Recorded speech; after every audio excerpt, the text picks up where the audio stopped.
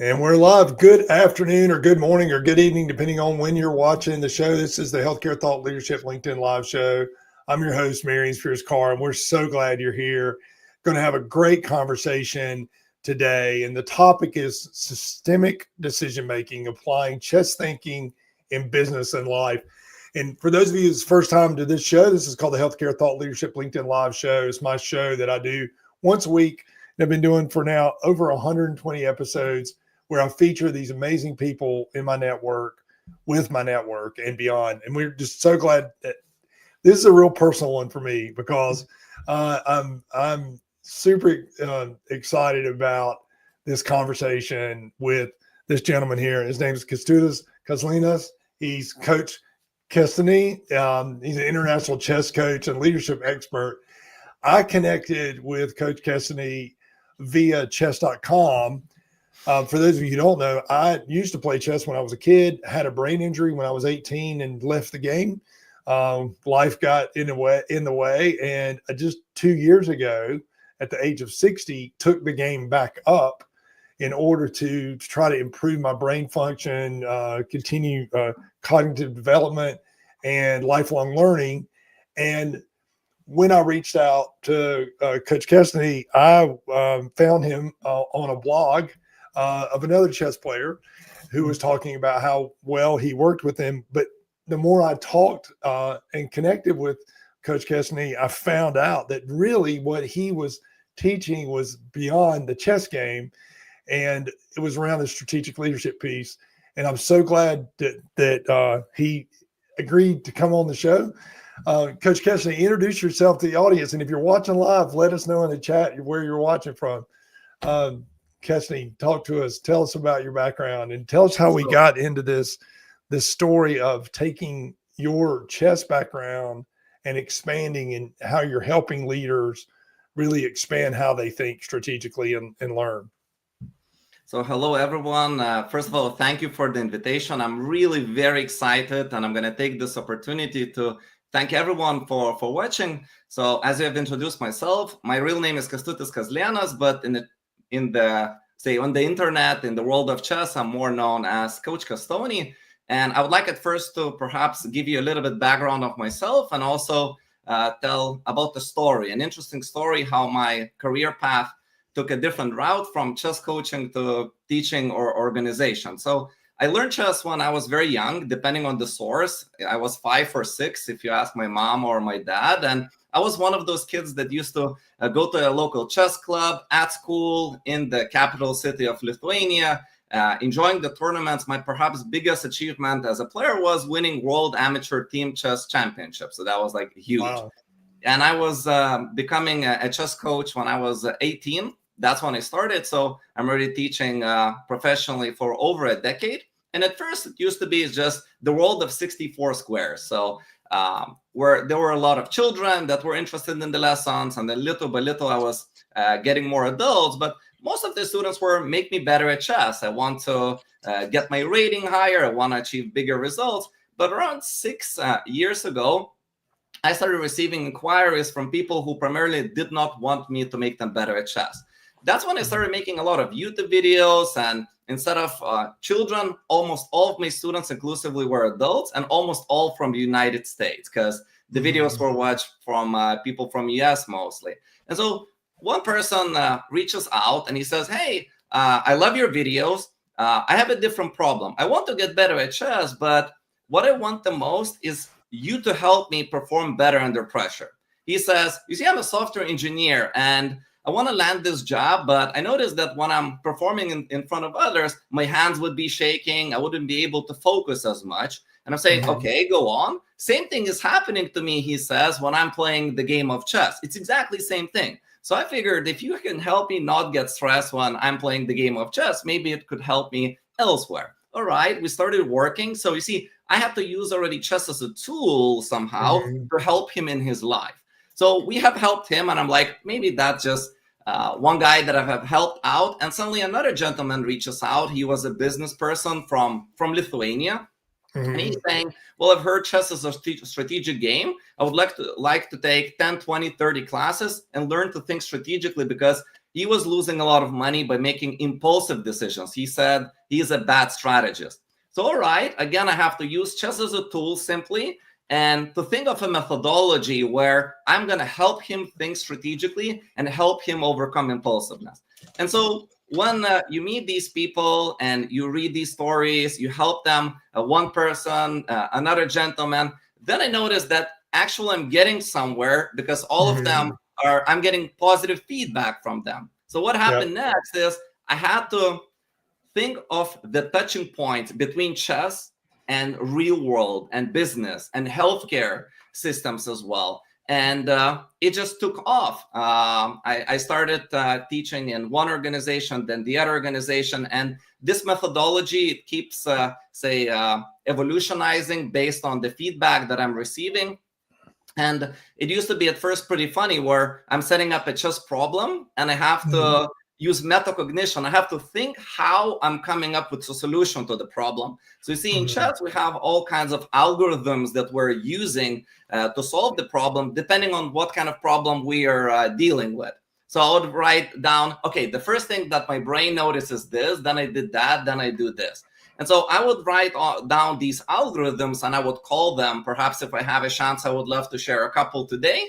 And then I would see that actually same algorithms can be used to solve business problems or real life problems. It's an amazing way of thinking. And so the whole paradigm of everything that I'm doing in these workshops is that what I'm introducing people to is systems of thinking that in combination with the knowledge that they already have, they can make far more effective solutions. So when I come into a room full of surgeons, I'm saying, I'm not here to teach you how to operate or how to where to make the incision or what pills to prescribe. I just want to help you with introducing systems of thinking that in combination with that knowledge that they have will make them have better decisions in their professional, personal lives. You see, when people have children, for instance, and they let them play chess and go to chess clubs, parents don't necessarily want them to become professional chess players, right? They want them to develop a way of thinking, right? And that way of thinking can later be used in other areas. And everyone is finding that intuitive.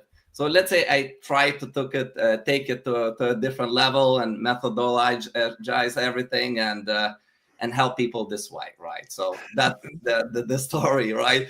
It's such a great story, and I want you to share some of you're going to let you share your screen here in a minute, and you're going to show some of the exercises you're actually putting me through in my learning process. And for those of you who are out there, I'm a beginner chess player. I'm very much a beginner chess player. Let's big a shout out to David Williamson's checking in from right here in the mountains of Georgia, Jasper, Georgia, where I'm at. And also checking in is Jeannie from Atlanta. Thank you for checking in.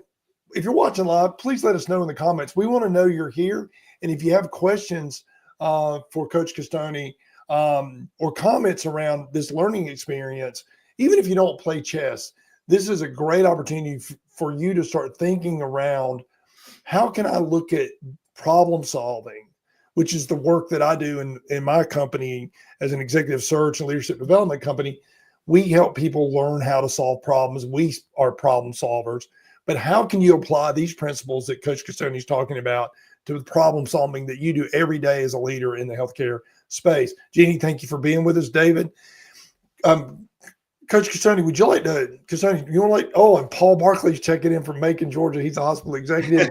Known Paul for a while. Thank you for checking in, Paul. Would you like to share your screen and give us an example of one of these learning experiences that you've created? Yeah, I would love to. Let me just click here and here. 1 second. Bang, bang. And I think you can confirm you're able to see my screen, right? I can. I'm going to bring it up. And by the way, Vince Haynes is checking in from Kansas. Rock Chalk Jayhawks. He's checking in from El Dorado, Kansas. Seahawk Virus is checking in from Dallas, Texas. And he says he loves this event because I've experienced it myself. Let's put him on the screen before you get started. Seahawks checking in, watching from Dallas. Love this event because I have experienced it myself, that teaching chess, whatever little I know, to my 6-year-old has made me a better at leadership. That's awesome. So we're right in line with the conversation. Explain what you posted on the screen and give us a little bit of insight on your methodology here. So one of the thinking techniques that we as a chess players, we always use at the higher levels is something called candidate move system. The idea in short is that whenever you're presented with a problem, usually your intuition is going to give you a feeling about one decision and it won't give you any alternative. So on these 64 squares, I'm playing the game and I'm thinking, oh, that's the move that I like. The candidate move system is all about giving yourself a couple of alternatives and they should be somewhat reasonable. And then what you do is you try to objectively analyze and weight the positives and negatives of a couple of different candidate solutions and only then make the decision. And it happens even to the best of us that we're actually forgetting to create an alternative to ourselves. And later we're very sad when in chess tournament, for instance, we go back to the hotel room and see that an obvious alternative was missed. And I'm usually explaining at least 4 cognitive biases that this would help us overcome. Cognitive biases are like mental shortcuts that our brain is using to make the decisions quickly. Usually they're called heuristics. And when these heuristics leading to a bad decision, then they're called biases. And we're all susceptible to these. So maybe shortly, I would like to discuss a few. One is the tunnel vision on a chessboard. A lot of times what happens is we look at one quadrant of the board where all the action is taking place. And then we're missing the big picture opportunity. So what the candidate move system is always asking us to do is think about alternatives and perhaps alternatives at a different quadrant. So when I ask my students to do that, a typical story is that they're playing a game and let's call that they want to play a move d4. And they're like, okay, my coach actually asked me to think about alternative. What is there as well on the board besides d4? And they're like, well, there is this move knight to f3. And they're like, wait a minute, that knight f3 is actually not that bad. And even if it happens a couple of times during the game, it accumulates and you're becoming far superior decision making. So one of the things it helps with is preventing the so-called tunnel vision. Only when you have an alternative that you can do comparative analysis and it helps you understand the better the positives and negatives of the original decision that you wanted to do when you compare it against something else. Just think about it. If you want to decide how strong or say fast you are, you need a reference point. You need to compare it to something or someone, right? The other one is confirmation bias. So when we get that feeling that our intuition is telling that we want to play a certain move or we want to solve this problem a certain way in business or life, then our brain automatically is looking for the information that would confirm that thing. So if I want to play c4, I have this good feeling, I'm looking for why c4 is good. But the candidate move system is saying you should look at the negatives and the downsides of every move. Even if you're checkmating your opponent in one move, maybe the downside is that, Marian, you didn't win in the most beautiful way that you could, right? So all I'm saying is that it helps us overcome the confirmation bias. And the anchoring, the third one, is a massive one in business usually. So it's the idea that the first information that we're hearing is usually information that you're most biased towards and leaning towards. So they know a lot about this in business. Like, for instance, they have done a lot of research with this, where there are 2 groups of people, and one group is asked, how old was Gandhi when he died? And they give a certain number. And then the second group first is asked, was Gandhi older than 110 years old when he died? And then they are asked, how old was Gandhi when he died? And the second group is making him significantly older at the time of the death, just because the first question was about 110. It's just the way it is. And companies like Rolls-Royce, for example, figure it. So they started selling their cars next to private jets and yachts in the private jet exhibitions. If you're buying a plane for 50 mil, then a Rolls-Royce is just an impulse buy, for instance, right? So this is something that we chess players, we help ourselves to overcome with the candidate move system, because you're giving more reference point, right? So when you're telling yourself 3 solutions immediately, you're preventing the anchoring bias, because anchoring bias is all about that first reference point. So if I show you a car for 10K and then I show you the car for 7K later, it's going to look cheaper to you, you see? But if I tell you, hey, there's a car for 10, 7, and 5, you're like, okay, 7 is average, right?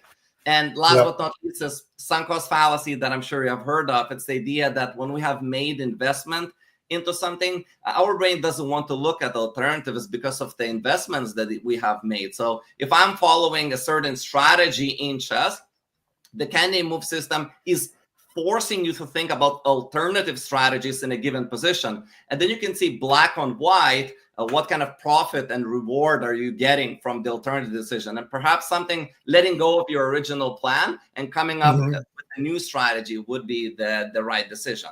So yeah, let me jump in here for a second, because I think there's and I want you to show the other example, but this, for the leaders that are watching this either live or the replay, think a moment at these different biases. The tunnel vision in healthcare bias happens all the time, because the organizations are often very siloed. The physicians are doing their thing, the nursing leadership is doing its thing, healthcare finance departments are doing separate things. Tunnel vision can be very much a bias that's a challenge. Confirmation bias is replete oftentimes in healthcare, because they've made their decision in their brain around, this is the outcome that we want. So when they start to see results that are driving toward that particular outcome, then they're like, oh, we're on the right track. But we often find that we may not even be solving the right problem. Anchoring, I love that one. You taught me that one because I tend to be influenced by anchoring. If I have another point of reference for a decision, subconsciously that'll influence my decision otherwise. And really taking a moment to think about, what is our sunk cost? You know, where are we investing our time, or as leaders are investing our time in our performance?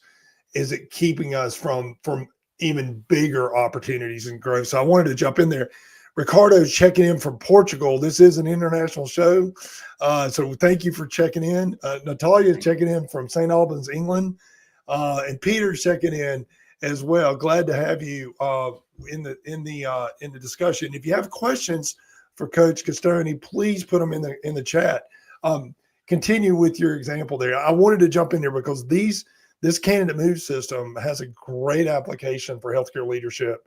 And I wanted just to point that out, because when you and I started talking, and for those of you who just joined us, I connected with Castoni because I'm learning chess all over again at now age 62, and but I wanted to do it to improve my brain, improve my growth, my learning experiences, and really kind of expand my short-term memory, improve that. I'm a brain injury survivor, so throughout my life, I've continued to try to create learning experiences that challenge my brain, and that's how I've tried to stay fairly sharp. And that's how I connected with Castoni, because I'm a terrible chess player, but I want to be better. But I also want to learn. But I want to learn what he's teaching. Go ahead and continue. I'd love the next example you're going to show. You got here on another very interesting idea that chess is a very strategic game. And when you start talking about something like tunnel vision, very often the way I'm helping my students to overcome this is also explaining them how the problem, the solution that they're coming up to the problem they're solving has to be in the big picture. So if they're given a certain small problem in a position, sometimes they're solving that problem at the cost of creating a bigger problem. So we teach them what kind of impact will this solution have on other fields in the game or life or organization.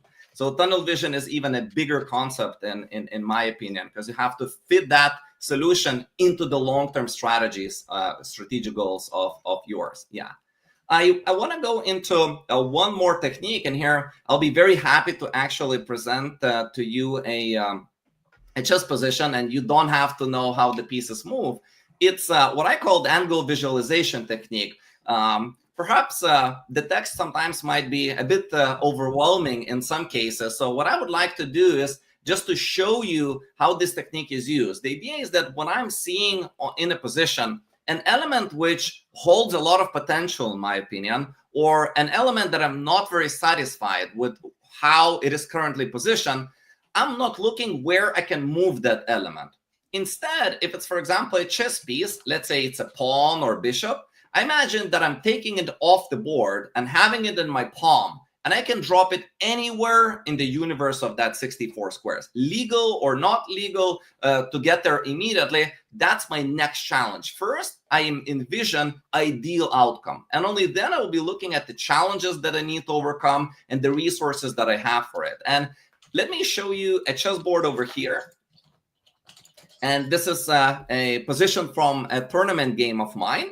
And in this position, let's just put it this way, that I was not satisfied with the piece that is highlighted currently in green. It's called the bishop, and it moves diagonally. And when a typical chess player is asked to improve it, to find a better place on the board for that piece, they're looking at where that bishop could move right now. And so they would be looking at all the legal squares that the bishop could move to, and they're usually not satisfied with any, and they leave this problem aside as currently not solvable. My methodology is, or technique, is to envision bishop placed in your hand. And then I am able to drop it anywhere on the board, preferably on the dark square, because otherwise it's not legal and not possible. And then I have many, many more destinations where I could place it. And in this position, if I was to place my bishop on the square over here, I'll be creating what chess players would call battery. That's a lethal weapon that would allow my queen and bishop to be combined on the diagonal and deliver checkmate. And you should have seen the eyes of my opponents when I played this pawn move to b5, because it looks a very, very bad move, as that's simply is taken by opponents' pieces, and it seems like I've lost a piece for nothing. And then I played bishop to b6, and at the higher level, they have to realize that resignation is the only outcome, as either they're going to get checkmated or lose the queen. And what's interesting is, after this example, if I'm giving, regardless of the level, my students a chess problem, for example, here it is white to play, and white has a winning position, and white is having a very good king and a pawn which cannot move right now. And what I'm asking them is to find a solution with the bishop. And I'm saying, where does the bishop go? Instead of thinking where the bishop could move right now, and there are lots of squares, they start thinking where I want to end up with that bishop. And that square in this position would be this. And let's just say, for those who don't know the rules, white is close or winning the game immediately. And so they're thinking then, all right, how do I get the bishop there? So see, the goal, the ideal state comes first, and then we're drawing the route to get there, right? So depending on the type of problem that we're dealing with, I give my students lots of techniques in the toolbox, and we're going to pull it out. And depending on the problem, this is the technique that I'm going to be using, or that is the technique. And all of that, when combined with the domain-specific knowledge that people have, regardless of where they're working, it empowers them to make better decisions and think strategically. Miriam, maybe you want to make a comment on this? Yeah, absolutely. So this is one of the first lessons for those of you who are watching. This was one of the first lessons that Castoni taught me. I tend, at playing the game, I'm tactically focused primarily, and one of the things I really liked about this end goal visualization side of the game, that idea of placing the pawn or the piece, in the case the bishop, in this case, in a place that would have the biggest impact. I had to visualize how to get it to that point. And that was really, really impactful. And it actually changed kind of how I'm playing the game. But from a leadership perspective, I think it has a great impact for those of you who are making decisions around your team, solving problems within your team. We are limited by the current circumstances, what our finances, our structure, what barriers that we're facing on solving a particular problem within our group or within our department.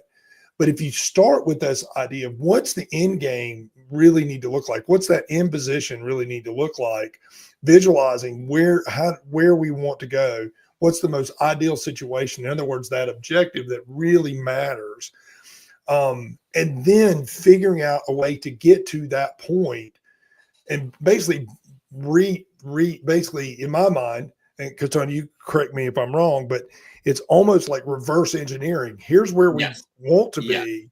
Exactly. What are the steps that we need in order to get there?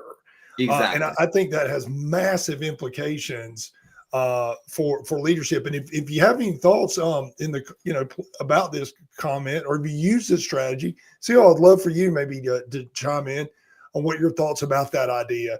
I love that. Let me ask you this, Custodian. One of the things that you and I are talking about, and you're teaching me, is this idea of looking at the end game, or looking at the end game and where we're trying to go as like the big picture, but then thinking about all the different pieces or different plays that I need in order to get there. Talk a little bit more around how you teach people to think that way, because I think that's super critical. I mean, you obviously just gave that example, but what are some of the other things that you talk about when it comes to helping them, like I said, just kind of almost reverse engineer that thing? Yeah. What are your thoughts? Yeah, of course. So some call it, when I was doing this workshop for people at Amazon, they had a pretty similar technique. They were calling it, I think, backward thinking, right? So before they even launch a product, before they even start creating a problem, they start already writing a presentation where they talk about that product, its features and all of that. And then they go backwards and start creating the model of it and all that. So similarly in chess, we are first envisioning the ideal outcome. And what it helps us, first of all, is to immediately envision different outcomes and different solutions than if I looked at what can I do right now with the piece. So I think that the first benefit, not the only benefit, but the first benefit is that it allows you to dream much larger. Instead of thinking, because you can only make small steps right now about improving the organization, business, or a chess piece, if you will. So it helps you think about the long-term shot. So you're thinking strategically of where you want to end up in. And then what you write down, I need to do A, B, C, D. So there will be some challenges that you need to overcome. And perhaps there will be some resources that you need to acquire. And only then you're tackling those challenges and resources and all that. So if I have to use it in my personal life, for example, I want to envision of myself in 10 years.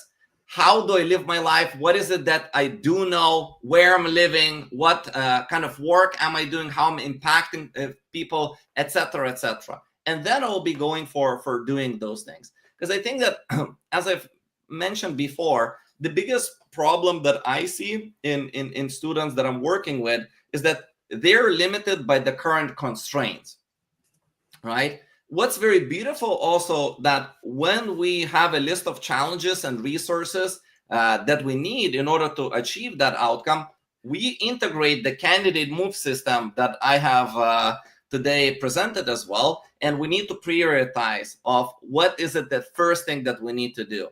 So if there is, for example, let's say it's a clinic and there is someone that is a dental hygienist, for example, and we're seeing that she's amazing at communication. We see the skills that would make her a good leader, a good manager, for example. But it can't take her immediately and put her in that position, because there are lots of patients that she's currently dealing with, right? And there are some managing skills that she needs to learn before she's able to do that type of work. But a lot of times we'd be like, well, we can't pull her out because of all the patients, etc., etc. So then using that technique, we envision her in that manager position. What is it that we need to do in order to make it go well? So A, we need to perhaps find a substitute in her current position. B, we would need to include her perhaps in certain meetings that she would be introduced to the vision and the strategy of the clinic, etc., etc.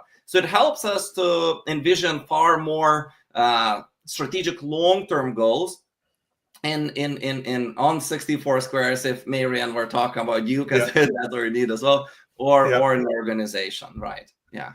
I love that. And for those of you leaders who are watching and paying attention, I love that strategy related to, and how do we plan and develop, from succession planning, how do we create leaders within our group?